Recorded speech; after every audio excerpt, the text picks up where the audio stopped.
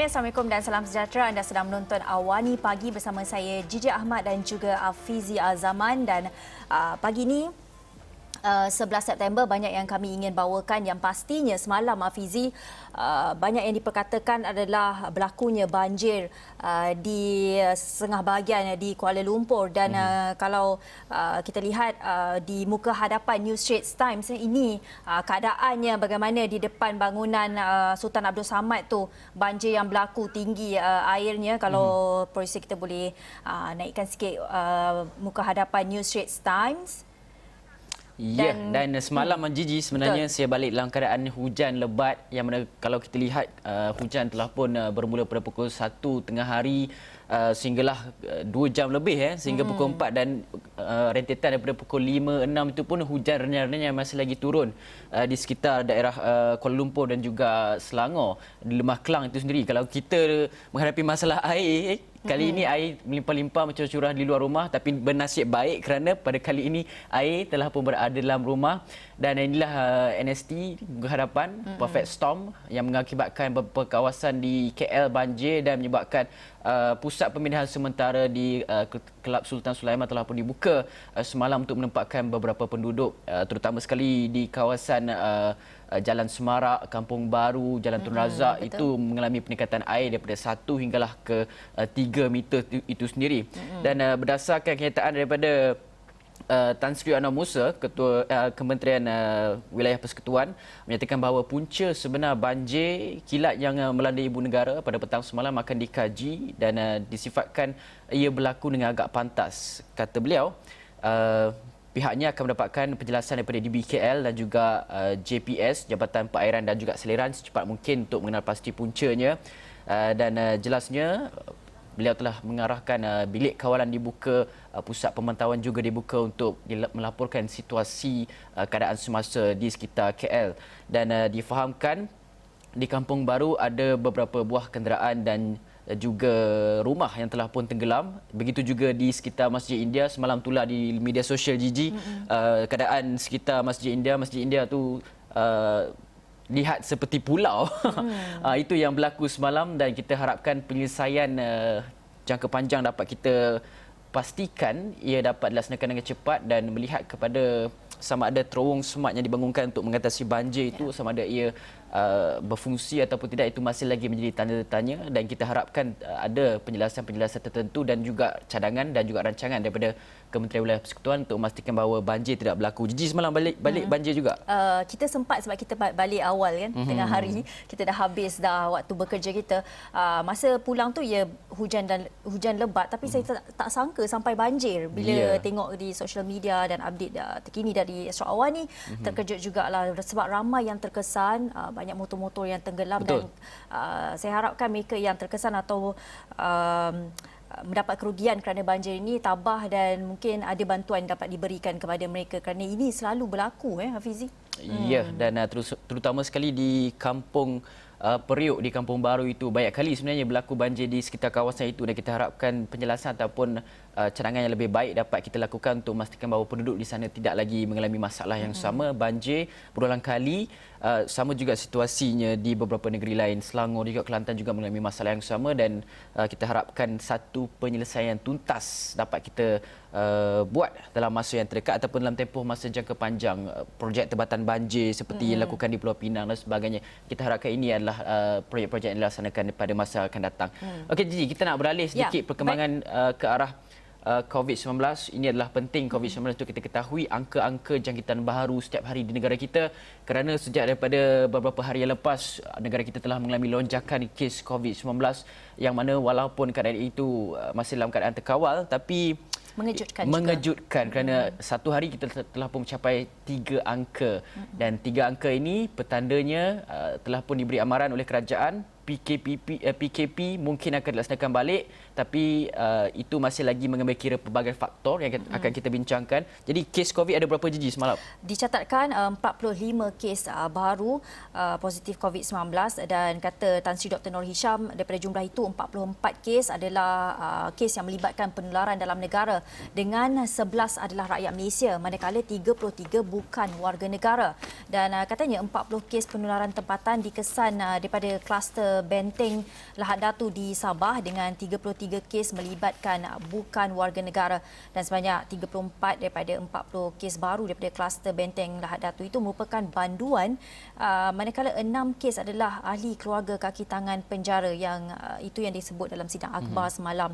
Dan daripada jumlah itu dia kata kes import yang direkodkan juga menjangkau kiranya untuk kes kumulatif di Malaysia ni sekarang ni meningkat kepada 9,628 kes. Hampir ke 10,000 Gigi, dan kita lihat COVID-19, angka-angka kes baru juga negara-negara di Eropah apabila membuka kembali sekatan sama seperti kita, berlaku peningkatan kes yang mana hari ini Perancis mencatatkan kes peningkatan 40,000 kes baru yang membuatkan negara kita ambil inisiatif untuk ban terus haramkan kemasukan daripada negara itu dan juga 23 negara lain yang diharamkan untuk memasuki Malaysia buat masa ini untuk membendung penyebaran COVID-19. Dan kalau kita lihat perkembangan kluster sungai dan juga kluster telaga, katanya kemungkinan dua kluster ini juga sama dengan kluster Siva Ganggang dan juga kluster Tawa yang mempunyai mutasi D614G, iaitu mutasi yang keboleh jangkitannya 10 kali ganda daripada virus COVID-19 yang biasa. Dan KKM akan menyiasat sama ada terdapat hubung kait antara kluster sungai dan juga kluster telaga di Kedah. Dan Tan Sri Dr. Nur Hisham juga menyatakan bahawa kedua-dua kluster itu melibatkan petugas kesihatan. Dan beliau jelaskan akan melihat data-data hubung kait antara dua kluster itu dan bagaimana virus itu merebak dengan keboleh jangkitan yang amat tinggi. Jadi kemungkinan beliau rasakan ada kaitan dengan kluster Siva Ganggang dan juga kluster Tawa. Dan Makmal IMR juga sedang membuat ujian melihat kepada siasatan genetik untuk kluster sungai dan juga kluster telaga. Dan di Kedah juga semalam, berita di muka hadapan berita harian sendiri telah pun memaparkan disebabkan terdapat banyak sekali kluster yang baru dimuncul di Kedah dan angka-angka baru kes positif di negeri itu juga telah pun mengalami peningkatan. 28 mukim di Kedah dikenakan PKPD dan itu melibatkan 366,787 penduduk serta di penjara Tawau Sabah mulai tengah malam tadi 25 sehinggalah 25 September. Dan keputusan itu dibuat berdasarkan mengambil kira kes peningkatan positif COVID-19 membabitkan kluster sungai, kluster Tawa di Kedah dan juga kluster benteng LD di Tawau. Dan kita dapat juga lihat muka surat nombor 3 Sultan Kedah menitahkan agar rakyat sentiasa tenang dan juga tidak panik. Dan kita harapkan Gigi, apabila PKPD ini dilaksanakan, segala bantuan-bantuan makanan, bantuan ubat-ubatan dapat disalurkan dengan cepat di Kedah itu, kerana mengambil kira kami pernah menebual beberapa penduduk di kawasan dilaksanakan di PKPD di Kedah juga sebelum ini, seperti di mana Gigi di Kedah tu? Saya lupa. Saya pun lupa. Padang Terap dan juga Kubang Pasu. Kedua-dua kawasan ini kami pernah menebual. Mereka menyatakan bahawa bantuan lambat sampai, dan di kawasan-kawasan sekitar Kedah itu ada mereka golongan yang makan gaji hari, ada yang buka perniagaan secara kecil-kecilan. Wang mereka hanya mungkin dapat bertahan beberapa hari saja. Apabila PKP dilaksanakan, tak dapat keluar rumah dan sebagainya, bantuan makanan itu, bantuan segala peralatan asas dalam kehidupan seharian perlu diberikan secepat mungkin oleh pihak-pihak berwajib, dan kita harapkan perkara ini berlaku dalam secepat mungkin. Ada yang tidak dapat keluar untuk menoreh getah kerana setengah mereka dalam mengambil menyara kehidupan dengan gaji hari, tapi dalam masa yang sama mereka yang berada dalam kawasan PKPD ini anda perlu mengambil satu lagi langkah berjaga-jaga, iaitu perlu ada banyak nombor telefon emergency. Sekiranya anda memerlukan bantuan, anda tahu nombor mana yang anda perlu hubungi, dan itu sangat penting. Dan dalam masa yang sama komuniti setempat itulah, ketua komuniti setempat itu perlu memainkan peranan juga, kerana pada masa inilah anak-anak buah di bawah anda mungkin memerlukan sesuatu ketika PKPD, kerana kita tahu bila PKPD itu dikawal, dikepung seluruhnya, dan anda perlu mematuhi SOP yang telah diarahkan. Ya, dan mengambil kira satu lagi faktor yang menjadi masalah penyebaran berlaku lonjakan kes sampai 100 sampai 45, 38 kes melibatkan banduan.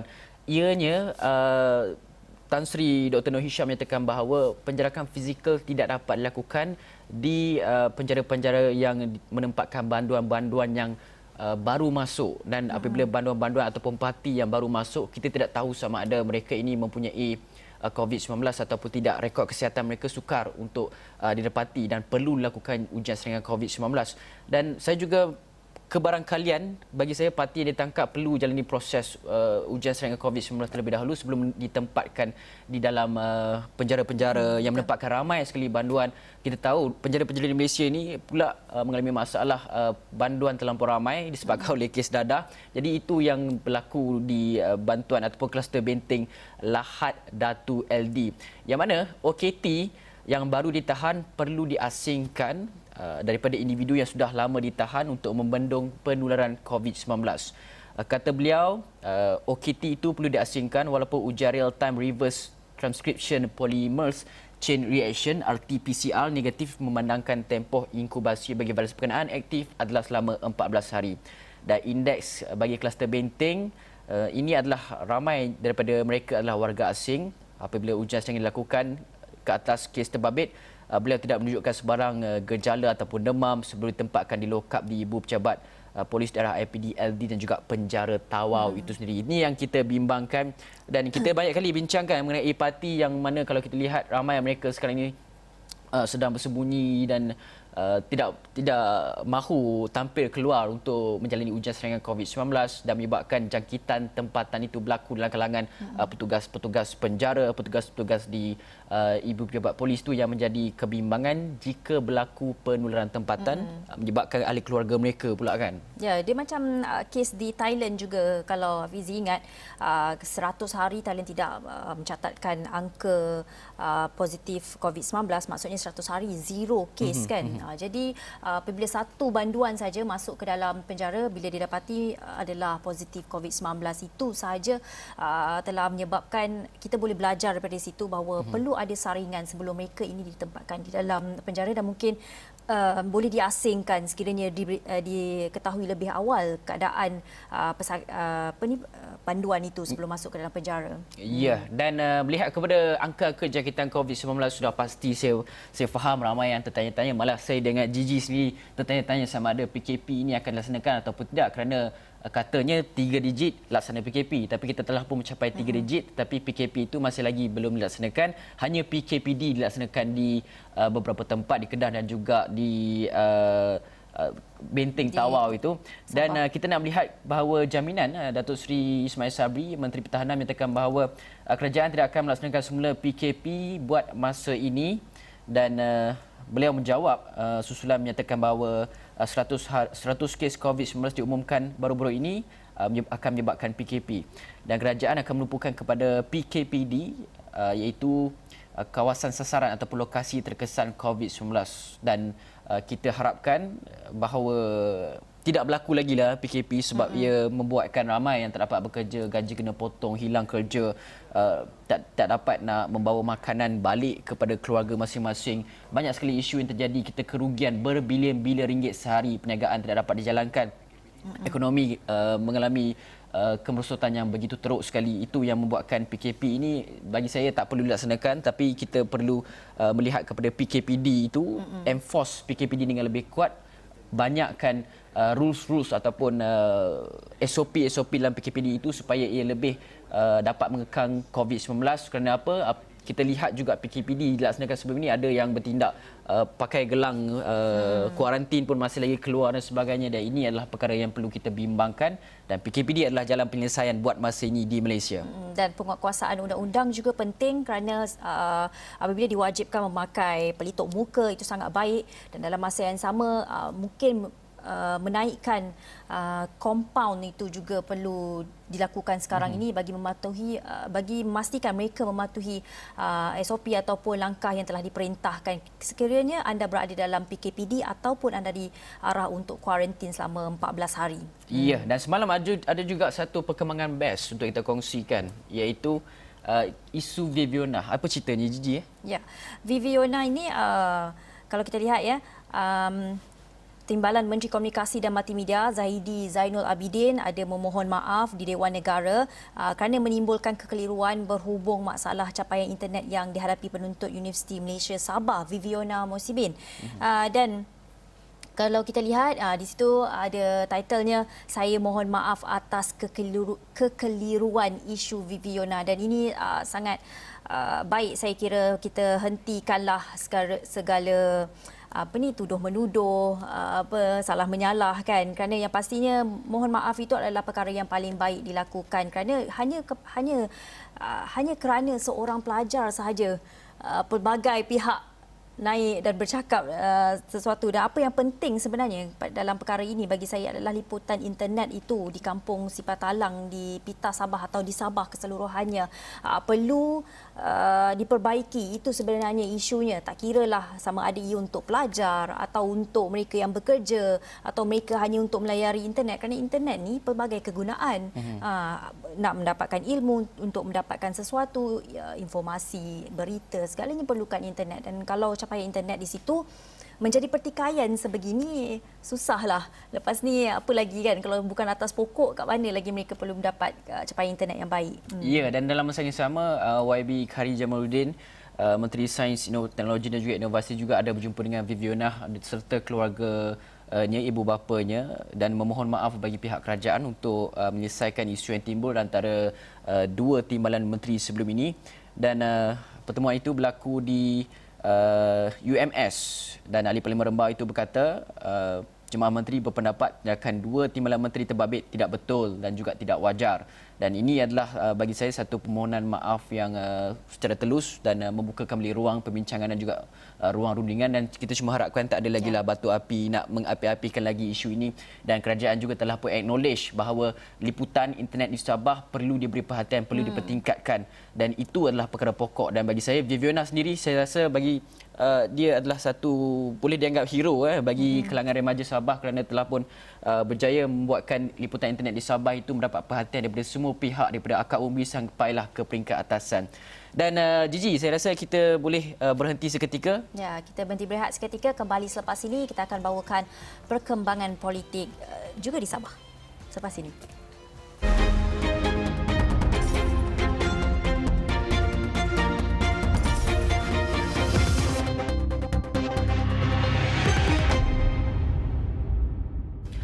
Anda masih menonton Awani Pagi, membincangkan mengenai berita-berita dalam dan juga luar negara bersama kami berdua, saya dan juga Gigi.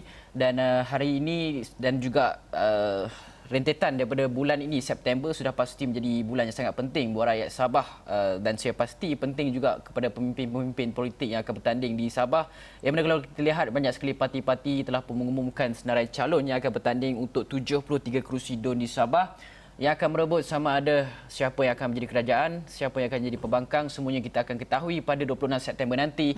Dan kalau kita lihat, Warisan telah pun mengemukakan 46 kerusi, yang mana kalau kita lihat, dua bekas menteri juga ahli parlimen dicalonkan bagi kerusi-kerusi Dewan Undangan Negeri DUN Sabah, PRN Sabah, iaitu Presiden Parti Warisan Sabah, Datuk Seri Muhammad Syafiq Apdal, mengumumkan 53 senarai calon-calon yang menggunakan logo Warisan, iaitu dari DAP dan juga Amanah. Dan jumlah tersebut 45 Warisan, 7 DAP dan 1 kerusi bagi Amanah. Dan sementara itu, kerusi ditandingi APCO pula sebanyak 12 kerusi, dan itu adalah berkenaan dengan kerajaan.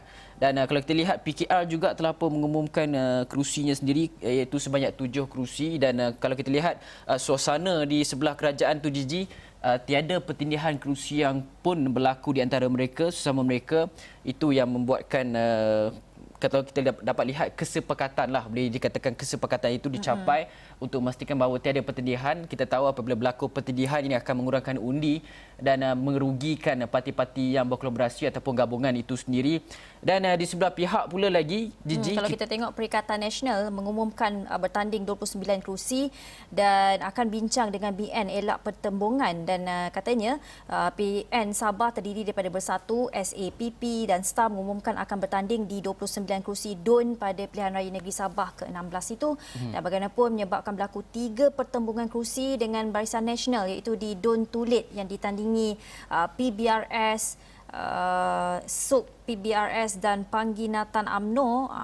Itu akan mungkin mereka akan bincangkan dan kurang 48 jam sebelum hari penamaan calon, Barisan Kepimpinan PN akan mengadakan perbincangan dengan pimpinan BN dalam usaha memastikan tiada pertindihan calon. Ketua Pemimpin Bersatu Sabah, Datuk Seri Haji Muhammad Nur yakin keputusan sepakat dapat dicapai antara kedua-dua gabungan. Ya, dan selain itu, PRN Sabah juga apa yang menjadi tumpuan adalah ketiadaan bekas Ketua Menteri Sabah, Tan Sri Musa Aman, yang mana kalau kita lihat kenyataan daripada Datuk Seri Bung Mokhtar Radin yang menyatakan bekas Ketua Menteri Sabah itu tiada dalam senarai calon PRN bagi blok PN itu sendiri. Dan katanya saya tidak ada pembincangan mengenai itu ataupun pulang ke Sungai Manila kerana Tan Sri Musa Aman ada muat naik di Facebooknya dikatakan menyebut Sungai Manila, kemungkinan besar beliau akan bertanding di situ, masih lagi menjadi tanda tanya. Dan nama beliau juga tiada dalam senarai BN yang akan diumumkan yang telah pun diumumkan pada semalam, dan BN dijangka telah pun mengumumkan barisan yang akan bercalon akan bertanding pada PRN Negeri Sabah itu sendiri. Itu antara menjadi perbualan hangatlah kenapa yang mana satu bakal dipilih dalam barisan PN ni, kerana Datuk Seri Saleh Keruak telah pun diumumkan sebagai calon untuk barisan PN, menjadikan tanda tanya di barisan PN ni siapa yang akan menjadi Ketua Menteri Sabah sekiranya Perikatan Nasional UMNO itu menang, dan adakah UMNO itu akan lebih lenient kepada PN itu. Dari segi kerjasamanya, kita nak melihat itu antara pertikaian yang berlaku di pihak pembangkang sekarang ini, siapa yang akan merajui kerajaan Sabah sekiranya menang. Kerana di sebelah pihak, warisan keadilan DAP UMNO UPKO telah pun mencapai persetujuan, dan Datuk Seri Muhammad Syafiq Abdal telah pun bolehlah saya katakan dikatakan menjadi calon yang paling nombor satu lah kan, dengan mengembukan sebagai Ketua Menteri Sabah sekali lagi, kerana beliau juga turut dicalonkan sebagai Perdana Menteri. Okey. Sebab warisan dia sangat jelas mengenai calonnya. Cuma apabila kita lihat pada Barisan Nasional dan juga Perikatan Nasional itu sendiri, ada pertindihan di situ. Dan kalau kita tahu mereka juga akan berbincang mengenai pertindihan, ada 3 pertindihan, dan kita akan lihat bagaimana perkembangannya nanti. Dan kalau kita boleh tengok juga, MCA sahkan bertanding 4 kerusi dalam PRN Sabah, dan menurut pengerusi perhubungan MCA Sabah, Lu Yentong, berkata 4 kawasan itu ialah Kapayan, Ilopura, Karamunting dan Likas. Dan MCA sekali lagi telah diberikan kepercayaan oleh kepimpinan BN untuk bertanding bagi membawa mengangkat suara komuniti Cina dan suara rakyat Sabah di beberapa kawasan terpilih. Itu kenyataan MCA yang akan bertanding atau meletakkan calon di 4 kawasan. Dan anda boleh saksikan beberapa parti politik telah pun mengumumkan barisan calon mereka untuk PRN Sabah. Bagi saya, Gigi, PRN Sabah ini berlaku disebabkan oleh krisis politik tanah air negara yang sepatutnya tidak berlaku dalam kalangan pemimpin yang melihat budaya lompat parti itu menjadi sangat serius terutama sekali khususnya di Sabah. Cuba bayangkan, Gigi, satu PRK saja menelan kos belanja sehingga 1 hinggalah 3 juta ringgit. PRN Sabah kemungkinan besar menelan belanja 186 juta ringgit. Itu adalah satu jumlah wang yang banyak, dan kita tahu Sabah, Sarawak sendiri mengalami masalah infrastruktur, jalan raya, air, elektriknya. Wakil editor Astro Awani di Sabah, Asim, telah pun pergi menemubual beberapa penduduk Sabah. Kalau kita lihat kesemua wang yang dilaporkan kepada pilihan raya negeri Sabah ini, kalaulah boleh dijadikan sebagai dana untuk membantu rakyat-rakyat Sabah, adalah lebih baik. Dan walaupun nanti keputusan 26 September ini akan diumumkan oleh SPR, kalau kata tiada siapa pun dapat beri jaminan sama ada tiada berlaku isu lompat parti dan sebagainya. Dan kemungkinan besar pun persaingan sekarang kalau kita lihat, Gigi, sangat sengit. Kemungkinan besar pun akan mencapai jumlah yang lebih kurang sama saja. Perbezaan kerusi sedikit, dan ini tidak membawa erti apa-apa, dan akhirnya kembali kepada isu lompat parti dan sebagainya. Bagi saya, mungkin apa jaminan kepada PRN ini kepada rakyat Sabah, itu yang penting sebenarnya. Kalau mereka keluar mengundi, kalau mereka memilih, apa jaminan kepada mereka? Adakah nasib mereka akan sama, atau bila timbul isu lompat parti perlu kembali balik semula kepada PRN, PRK sana, PRK sini kan? Ya, dan bagi saya ini adalah masanya untuk kita lihat dengan lebih teliti Akta Anti Lompat Parti, walaupun itu adalah hak ahli-ahli parlimen dan sebagainya, tetapi mungkin kita boleh lihat tweak sedikit Akta Anti Lompat Parti seperti dilaksanakan di Pulau Pinang melihat kepada ahli parlimen akan disaman sekiranya berlaku lompat parti kerana ini menjejaskan membuatkan ketidaktentuan dalam politik tanah air negara dan kita tidak dapat bergerak sekiranya isu politik sering kali dibincangkan. Sedangkan COVID-19 pun banyak perkara, panjang listnya kalau kita nak bincangkan. Rakyat tengah susah, pekerjaan telah pun hilang dengan banyaknya dan kita dalam fasa pemulihan untuk memastikan bahawa negara Malaysia ini dapat bergerak ke depan. Belum lagi habis tamat perang, kita tunggu vaksin COVID-19 berkesan ataupun tidak mengambil masa yang panjang lagi. Politiknya buat masa ini bagi saya perlu kita letakkan, tapi disebabkan oleh PRN Sabah telah pun dan akan dijalankan, ini membuatkan kita terpaksa fokus, satu lagi fokus yang perlu kita berikan dalam kita menepani usaha membendung COVID-19 ini. Baik Afizi, walau bagaimanapun kita akan nantikan bagaimana perkembangannya dan bagaimana rakyat Sabah itu, sentimen rakyat Sabah itu sendiri dalam melihat pelaksanaan PRN ini dan kita tunggu 26 September nanti dan perkembangan mengenainya hari demi hari kami akan bawakan dan dengan itu sampai di sini saja Awani Pagi. Kalau anda suka apa yang kami bawakan, anda boleh pergi ke astroawani.com untuk melihat perkembangan dan berita-berita terkini mengenai apa yang berlaku dalam negara kita. Dan sekian dari kami, saya Hafizah Zaman. Dan saya Jijik Ahmad. Terima kasih kerana menonton. Bye.